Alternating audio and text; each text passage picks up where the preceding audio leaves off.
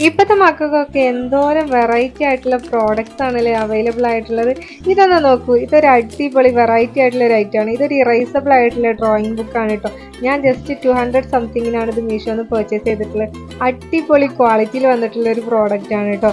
ഈ 10 പേജാണ് ഗൈസ് ഇതിൽ വരുന്നത്. നമ്മൾ പണ്ടൊക്കെ സ്ലൈറ്റ് യൂസ് ചെയ്തൊരു പരിചയമുള്ളൂ. സത്യത്തിൽ ഇതൊക്കെ കാണുമ്പോൾ നല്ല കൊതിയാവണല്ലേ.